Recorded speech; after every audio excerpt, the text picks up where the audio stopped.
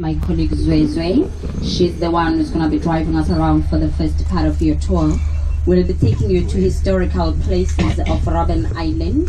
Please ask as many questions as you like and take as many pictures. About 400 years ago, Robben Island was used as a place for banishment, isolation and imprisonment.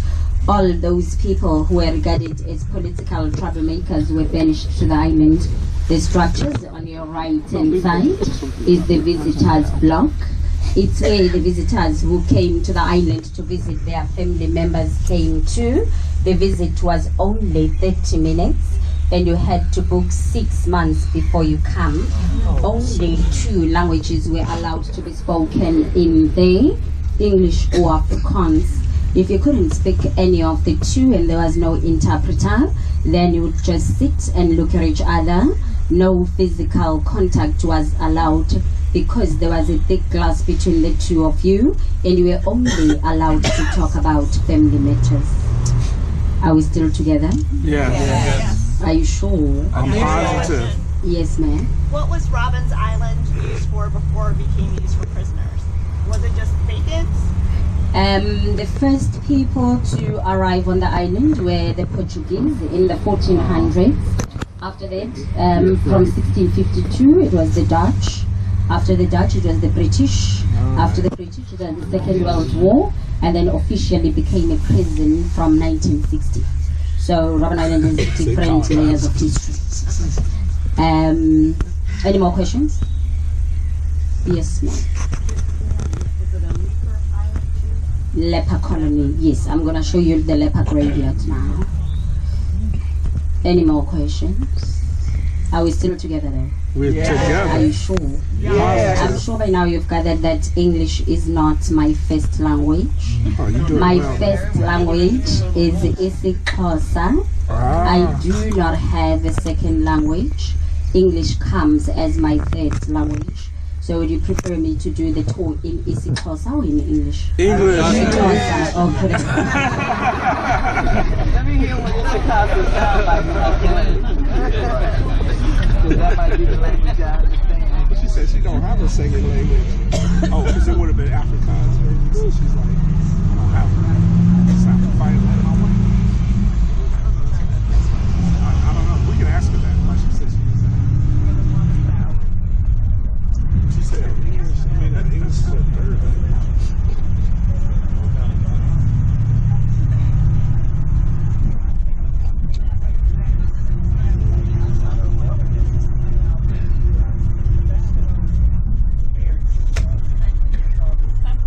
The structure on your far right hand side with a green dome roof is called a Kramat. It's a holy Muslim shrine of Sheikh Abdul Rahman Matura, who was banished to the island in 1744. He died here, and that structure was built in 1967 by the prisoners on his grave to commemorate him.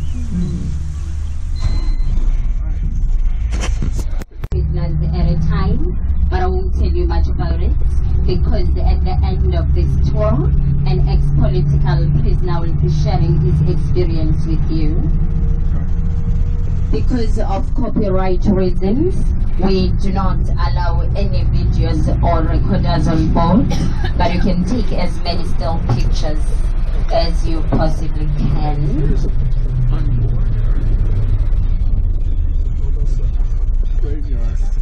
In 1800s, Robben Island was used as a leper colony. The site on your right hand side is the leper graveyard. On the island we have about 1,500 graves of those lepers who died on the island, and the prison is built over some of them. In 1846, it was believed that leprosy was incurable and contagious. And so all those people who suffered from it were dumped here just to be kept out of sight, out of mind. There was no treatment for them. On their arrival on the island, they were separated in gender and in race because the authorities did not want them to have children, as it was believed that they would pass the disease to their children. But nevertheless, 41 healthy babies were born. Those babies were taken away from their parents, adopted by the parents from the mainland, never to see their parents again. In 1931, a Leprosy Repression Act was lifted, and all those lepers who survived that period were taken to the mainland. Robben Island became a military base for the Second World War. All the buildings that were used by the lepers were then burnt down, but there is only one building that's still standing, and now we're going to the limestone quarry.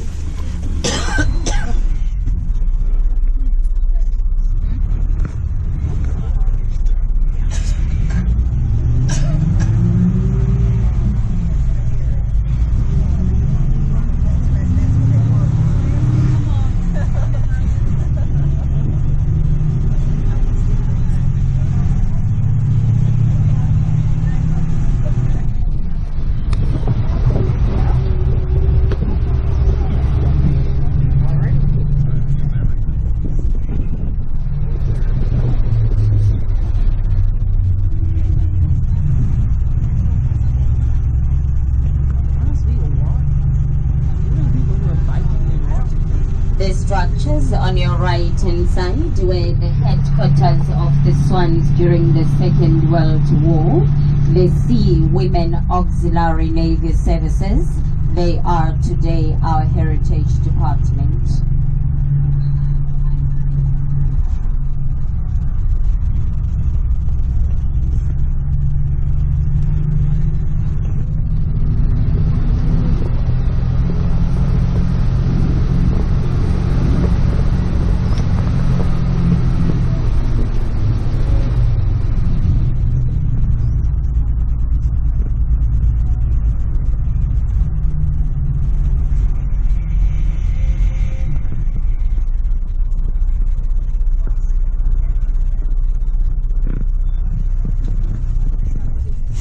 The site on your left hand side is the limestone quarry. This is where all ex-political leaders, those who were isolated from the B section of the prison, used to do their hard labor. They worked there for 8 hours each and every day of the week. They were promised to work there for 6 months, but in 6 months it turned into 13 and a half years. They were given picks, shovels and spades to dig the lime. Sometimes they used their hands. The wardens were patrolling from above. They were going up and down with their dogs and rifles. They were given authority to shoot, not to just shoot, but to shoot to kill. There was no use for the lime. They would dig it today, take it from point A to point B.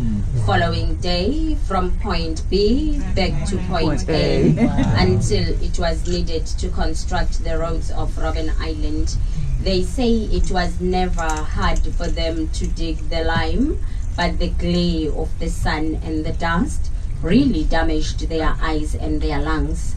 When the sun rays strike the lime and it's reflected back to your eyes, then the heat becomes unbearable for your eyes. Now you can understand why Mr. Mandela had to undergo an eye operation after his release as a prisoner on the island, and why you couldn't use a flashlight when you were taking his picture.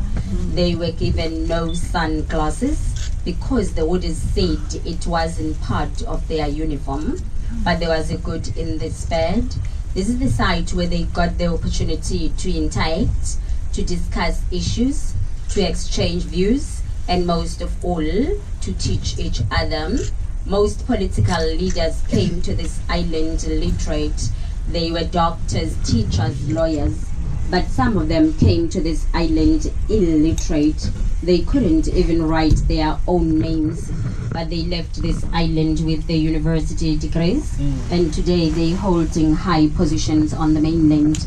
They used the cave on your far left-hand side as their place to eat, to relax, their classroom, and unfortunately, their toilet, because they were not allowed to leave these premises.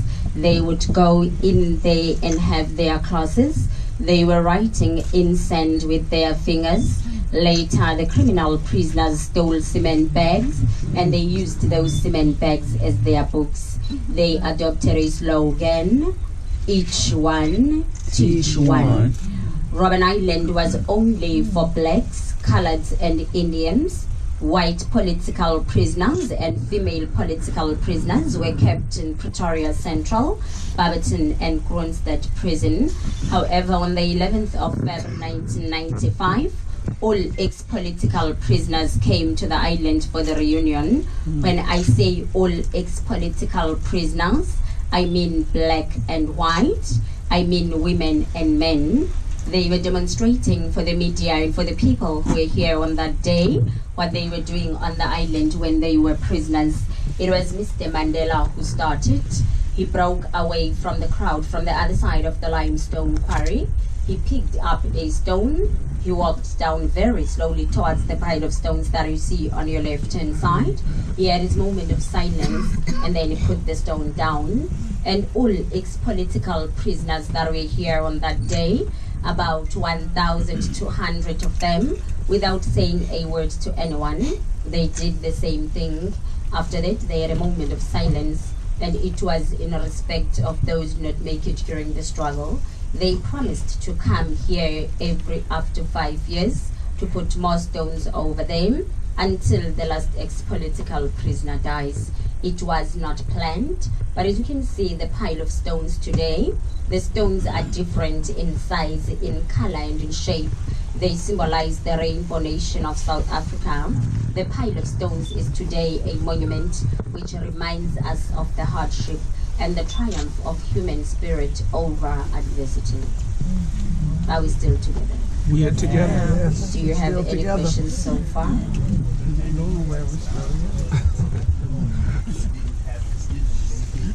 Well, stuff from Yeah. camp over here, somehow they fell over or the... We never had such cases because as soon as they got on the boat, they would be chained all the way from Cape Town to Robben Island. So, and they were kept like not on the top deck, but at the bottom of the boat. They would be sitting down until they get to Robben Island. So we never had such cases. Any more questions? Are we still together? Yes. Because I get worried if you don't have questions. Because it's a lot to process. Retired. No, Robben Island was only for males. Females and white political prisoners were kept on the mainland. Yes, ma'am. So I understood this question. My follow-up to that is once they got, did anyone try to escape? And did they make it? We only have 3 recorded escapes. They were only in the 16 and 1800s. In the 1900s, there were no escapes because they believed in their freedom, in their liberation. So they never encouraged any escapes from Robben Island. If you were sentenced to 10 years, you were encouraged to serve your 10 years, as long as you're going to get your freedom at the end of the day. Any more? Yes. Were there any females considered political prisoners on the mainland? Yes, we have quite a lot of them. Winning over there. Any more questions before we go to the village? Even if they're about me, I don't mind. And like I said earlier on, we're not allowed to take any videos, but you can take still pictures. So if you have a video camera or a recorder, you're not allowed to use it.